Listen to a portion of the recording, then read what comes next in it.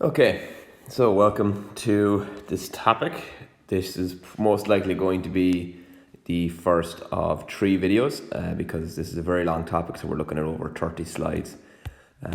So yeah, we'll probably do 3 videos. Each video will be roughly 20 minutes in length at most.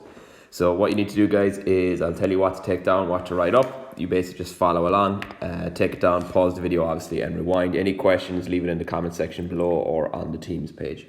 So first things first, guys, is take down your heading there, which is current electricity. There are links scattered throughout. I advise that at the end of the video, watch the links back. You can download them from Teams and you can watch them, okay? So as always, guys, learning intentions. We will learn how to measure and calculate current, voltage, resistance and power. We will discover the difference between a parallel and a series circuit. You will be able to build circuits to test LEDs, diodes, LDRs and thermistors. Now, we did that in class before the lockdown, so that's kind of that actually is already done. Okay, so this one is finished. We already did that. We will be able to explain Ohm's law and demonstrate it. So this video will most likely cover the first learning intention, and we might possibly get to the second. This one we do in class, we've already done, and then the last learning intention, the fourth one, we'll get probably in the last video. Okay, so take down the learning intentions. After that, your keywords. So the keywords, guys, to take down all the keywords, and what they are is circuit, electricity, power, conductor, insulator, voltage, current, resistance, LED, and Ohm's law. Now, for most people, we would have heard before this topic, you would have heard of electricity, power, conductor, and insulator, and you probably would have heard of voltage, most likely. Now, in terms of physics, you won't actually understand what we mean by power. It's actually a maths equation. You probably don't quite understand what we mean by voltage, and you probably have an idea as to what electricity is, but not actually what electricity actually is. Okay, so take down all of them, those keywords. We will get a few keywords done for each video. Okay, all right, so your first heading there, guys, is electrical current. Okay, so electrical current. So basically, I'll tell you what to take down. All right, so what you need to know here is the very first point. An electrical current is the flow of an electrical charge. That is the definition. Okay, all right. Now, another definition that is accepted, I don't have it in bold here, but if you prefer, you can use the second line here. Okay, it is the flow of electrons through a conductor like a metal. That is also the definition as well. So either one of those, guys, if you pick. So either take the first point or the second point as your definition. So all electricity is, it's basically a lot of electrons, millions and millions of electrons flowing through a piece of metal. Okay, so all electrical current is basically just that. It's just electrons, okay? And they're basically coming from an area of high negativity, and they're forced through the wires to get to an area of low negativity, okay? Because negative repels negative, okay? So that's the first one of what actually is an electrical current. It is a flow of an electrical charge. It's basically a flow of electrons. The electrons carry the energy. Okay? All right. So our definition then, our next definition, excuse me, is a conductor. So from heat, so similar to heat, a conductor is a substance that allows charge to flow through it easily. In other words, metals are conductors. Okay? So a conductor, a substance that allows the charge to flow. All right, so wires, so copper wires, metal wires, silver wires, all metals kind of allow electricity to flow through them, hence why bulbs used to be made from metal wiring. Now they're made of different materials because they're more efficient, okay? So if electricity flows through it, it's a conductor. An insulator, okay, is a substance that does not allow charge to flow. So Newton's law, guys, remember physics has a thing called Newton's law. Every action has an equal but opposite reaction, okay? So in physics, if something goes forward, something has to go back. So if something is going to be a conductor and allow a charge to flow, there has to be something that doesn't allow a charge to flow. So Newton's law, there has to be an opposite, okay? So those are your 3 points to take down here, okay? Now there's a video there. I advise you to watch that after in your own time, okay? So this is the experiment. So we didn't get to do this one. Okay, identify materials as conductors or insulators because we did basic circuits, but we never actually did this video or this experiment. So hopefully if we get back in, we could do this one. It's a nice, simple, very easy one to do. Okay, so your next heading, guys, is simply circuits, okay? Now, obviously, pause the video and write down the notes as you go, all right? You don't have to try and keep up with the video as you write, okay? So the first thing, there's quite a lot to take down here. A closed circuit is needed in order for the energy to flow. Okay, so what we mean by closed circuit is that, as you can see here, the power is going to come out of the plus, travel through our wire, through our conductor, through our bulb, and back into the battery. Okay, a closed circuit means there's no gaps. All right, so if it was an open circuit, let's say we open these up, well then now the electricity would flow from the battery and stop. Okay, so a closed circuit means that there's a loop. There's a loop from the battery, out from the power source, through your circuit, and back to the power source. So that's what we mean by a closed circuit. Out from the battery, through your circuit, and back to the power source. Okay? So, electrons, they are pumped from a region of high electrical pressure to low electrical pressure. Okay? So high electrical pressure. So electrons go from a high electrical pressure to low electrical pressure. So the electrons go from the negative terminal to the positive. So the electrons are going in the opposite direction to the current. Okay, so the current is going from the plus to the minus, but the voltage is coming from the minus to the plus. Okay? Alright, now this difference in electrical pressure between the two terminals, so this difference in electrical pressure is called potential difference. Okay, now for junior cert, they might accept if you call so in junior cert, they might use the word potential difference for voltage. Now in leaving cert, they generally call it always potential difference.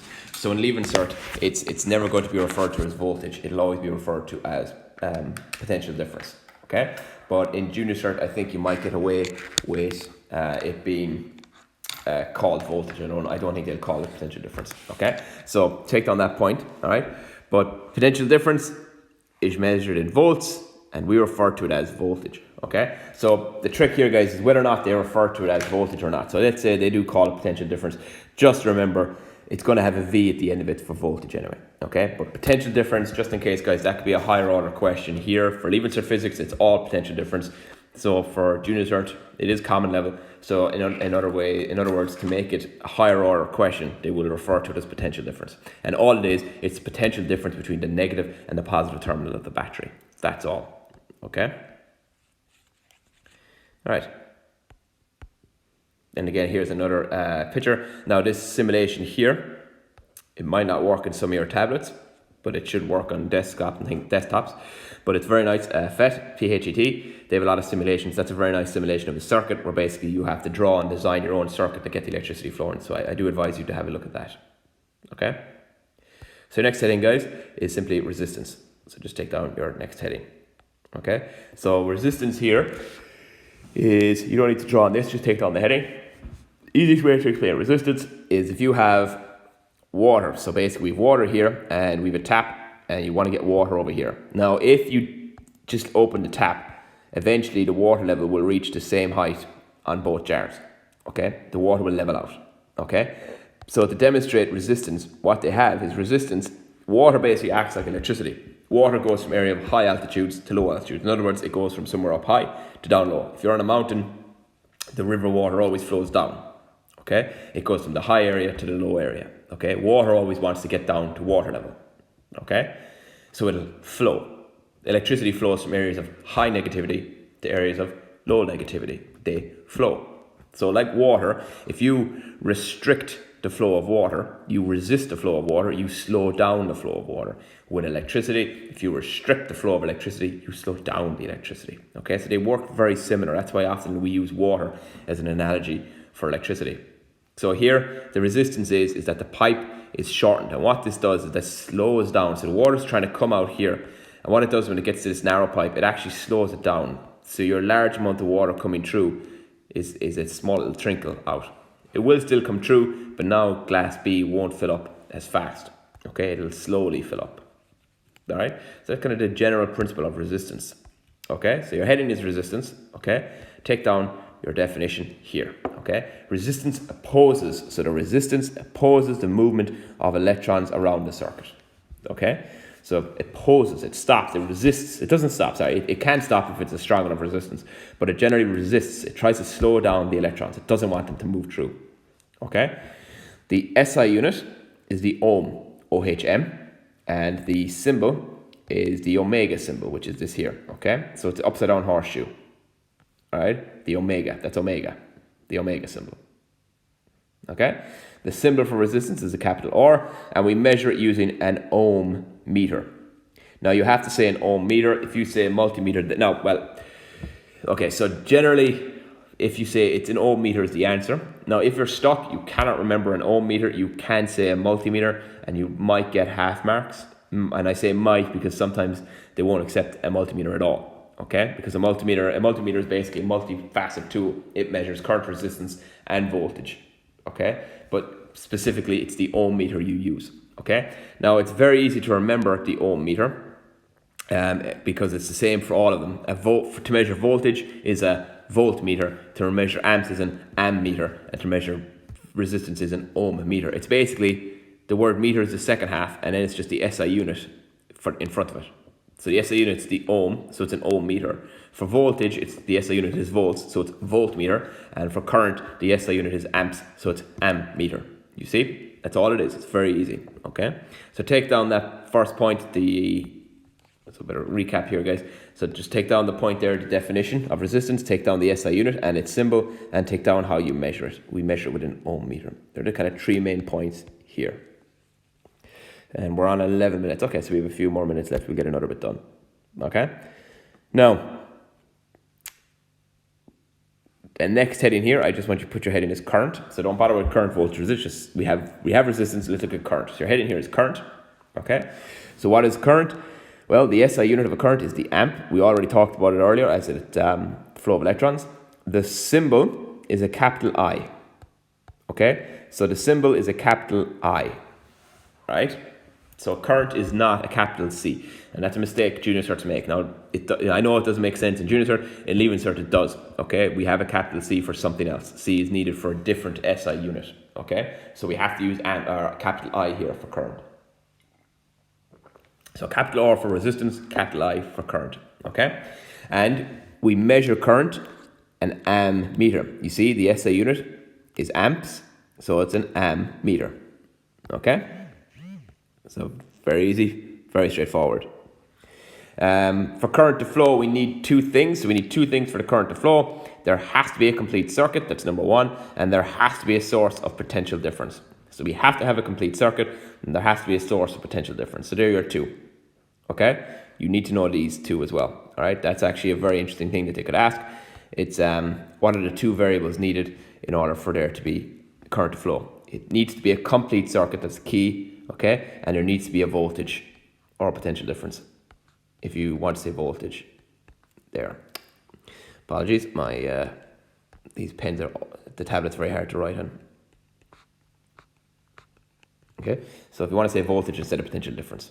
Okay, so there are the key points to take down there. Okay, pretty much everything, but it's important. So pause the video and write that down. Okay, your next point here is voltage.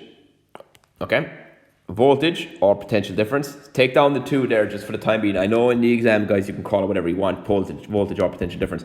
But for the note, put down the two just so you're not confused when you're looking for them later on. Okay, so another way to think about potential difference is that it provides, so basically, it provides the push to move the electrons around the circuit.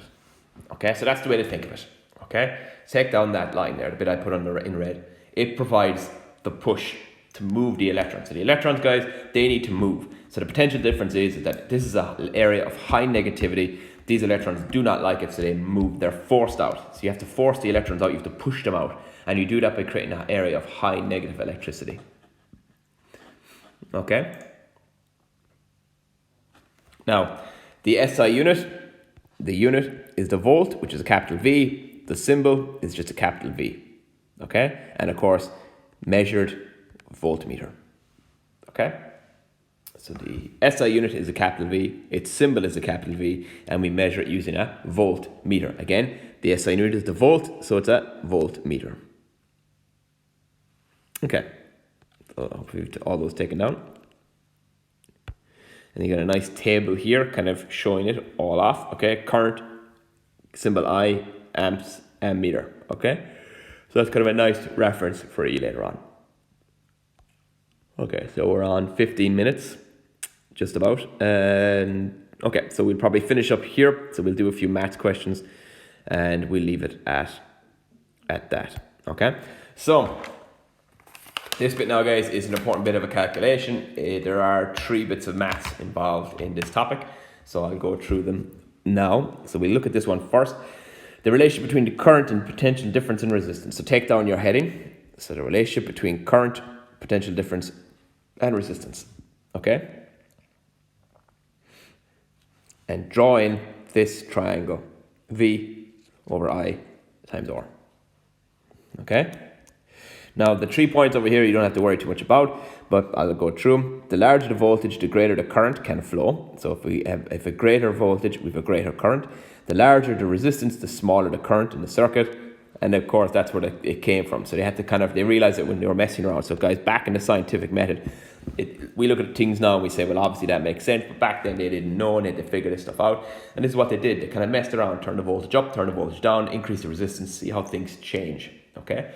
So your 3 equations that you get from this triangle are here. So take down the triangle and take down your 3 equations. If you're trying to find voltage, it's current times resistance. Current is voltage divided by resistance, and resistance is voltage divided by current. In other words, look at the triangle. Okay, so we're back to the triangle here. Okay, if I want to find voltage, take out voltage. What am I left with? Current times resistance. In the question, if they ask you to find resistance, take out resistance. What am I left with? Voltage divided by current. Look at the triangle. Let's say they want me to find current. What am I left with? Voltage divided by resistance. You see? That's all you do. Draw your triangle, take out what they're looking for, and what you're left with is your equation. That's it. That's all it is. Okay? So we'll have a look at this question here. Okay? Now, the answer is here, but of course we go through it. Calculate the resistance of a resistor. So calculate the resistance of a resistor when 20 volts produces a current of 4. So see what I have here? Write out the values they gave us. All right? And they're asking us calculate the resistance. So go back to our diagram. Calculate the resistance. Take out the resistance. What are we left with? Voltage divided by current. You see? Take out the resistance, voltage divided by current. And that gives us an answer of 20 divided by 4. Because its voltage was 20, that was 5 ohms. You see? Now, what I want you to do now, it'll take you a few minutes and I'll go through it with you. So draw in this table. Okay? So draw this table into your copies and pause the video and try and work out each of the missing blanks. Okay? So for the first one, find the resistance.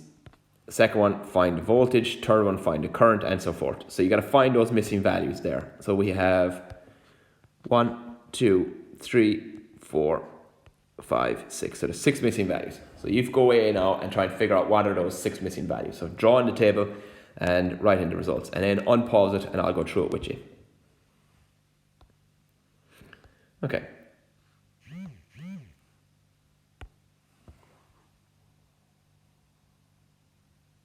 Now, so what I've done is I've added in an extra slide here. So we'll finish up here. We're hitting 20 minutes. And we're just over halfway on the slides. So, all right. So let's look at the first one. So I'm going to need my space down here. 1 second now. Get rid of this out of my way.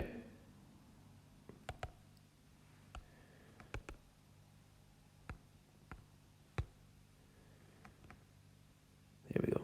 Delete that as well. Okay. So, right. So the first one, we have a potential difference of 10. So V equals 10. We have a current of 5 and I equals 5, and they're asking us to find the resistance. So go to our triangle. We're looking for resistance, so it's V over I. So R equals V over I, which is 10 over 5, which is 2 ohms. So our answer here is 2. Okay, that's all it is. Nice and easy. Okay, so we have a look at the next question then.